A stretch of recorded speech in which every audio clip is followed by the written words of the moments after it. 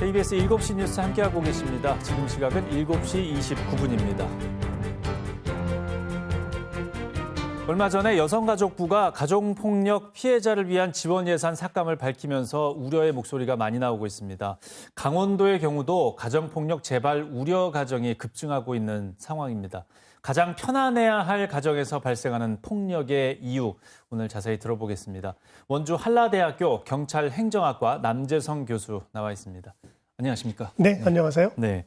자, 강원도 내 우리 지역에서 가정폭력 재발 우려 가정이 급증하고 있는데 가정폭력이 얼마나 발생하고 있습니까? 네, 최근 4년 우리 강원도에서 발생한 가정폭력 신고 건수는요, 26,591건입니다. 네. 잘 와닿지 않으실 텐데요. 이것을 연 단위로 환산해 보면 1년에 6,648건, 그리고 하루로 환산해 보면 하루에 총 18건의 가정폭력 범죄가 우리 강원도에서 발생하고 있는 상황입니다. 네, 좀 상당한데요. 네. 예.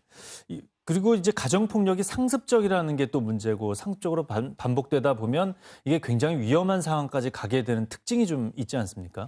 네, 가정폭력 범죄는 반복적이고 지속적으로 발생하는데요. 이러한 범죄 행위가 지속되게 되면 종국에는 살인까지도 이어지는 대단히 중대한 범죄로 연결될 수가 있습니다. 네. 최근 제가 간단한 사건 하나 소개시켜드리면요. 춘천지방법원은 40대 가정폭력 사범에게 징역 3년을 선고를 했는데요. 이 남성은 이미 오래전부터 가정폭력 범죄의 전력이 있었고 네. 이번 사건에서도요. 이미 접근 금지 명령을 받았음에도 불구하고 가정에 침입해서 같이 생활을 했습니다. 그리고 이 과정에서 흉기를 사용해서 대단히 중대한 범죄 행위를 저질렀거든요.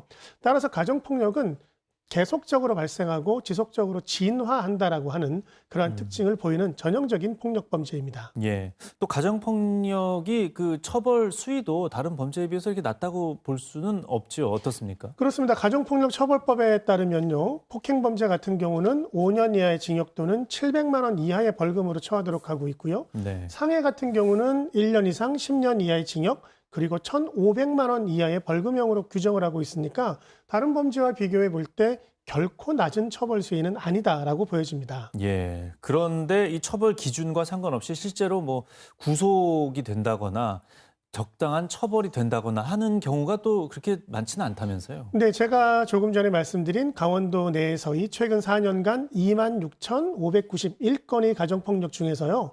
구속이 이루어진 사건은 전체 70건에 불과합니다. 아, 네. 1%도 되지 않는 비율이고요. 그리고 전국적으로 보면 전국의 가정폭력 범죄 가운데 약 10.2%만 기소가 되고 있는 상황입니다. 처벌 법률은 강하지만 솜방망이 처벌이 이루어지고 있으니까 실효성 있는 억제 장치로는 기능을 다하지 못하고 있는 상황입니다. 예, 이거 뭐 화해를 시키려고 하는 건가요? 그럴 상황이 아닌 경우가 많을 것 같은데 가정폭력이 발생하는 근본적인 원인은 어떻게 분석이 되고 있습니까? 가정폭력 범죄 사범들을 분석해 보면 개인의 정신적인 문제나 폭력성이 대단히 중요한 영향을 미칩니다. 네. 더불어서 과거 아동학대 경험이나 가정폭력 피해를 경험한 피해자가 가해자가 되는 악순환의 비율도 대단히 높게 나타납니다. 예. 그리고 사회적으로 보면 우리 사회 전반의 가부장적인 문화가 여전하고요. 이 가정폭력의 문제를 개인사나 가정사로 치부해서 개입을 꺼리는 그런 분위기도 대단히 중대한 요인이 되고 있습니다. 예, 우리 많은 사회 문제의 원인이 되는 것이 가정폭력이 아닐까 싶은데 가정폭력을 당했을 때는 어떻게 대처를 해야 됩니까? 피해자의 입장에서는요. 112 신고를 하셔서 경찰의 즉각적인 대응 또는 원조를 받으시는 것이 좋고요. 예. 전화번호 1366 여성 긴급 전화에 전화를 하셔서 네. 뭐 상담이나 의료적인 지원, 법률적인 지원을 동시에 체계적으로 받으시는 것도 좋습니다. 네. 그리고 고소와 같은 형사 절차를 조기에 진행하시는 것이 적극적인 신변 보호라든지 분리가 이루어질 수 있는 방법이니까 주저하지 마시고 또 온정주의에 이끌리지 마시고 적극적으로 신고하는 것이 무엇보다 중요합니다. 예, 분명한 가정폭력을 당하고 있는데도 신고를 또 안 하게 되는 분들이 꽤 있지 않나 싶은데 어떻습니까, 상황이? 우리 사회에서는 여전히 가족 구성원에 대해서 형사처벌을 요구하는 것에 대한 부정적인 시각이 강합니다. 네. 그런데요, 이 가정폭력 범죄 중에서 폭행죄나 협박죄는 전형적인 반의사 불벌죄입니다. 아, 네. 이 반의사 불벌죄는요, 피해자가 처벌을 원치 않으면 처벌을 못하는 범죄 유형이거든요.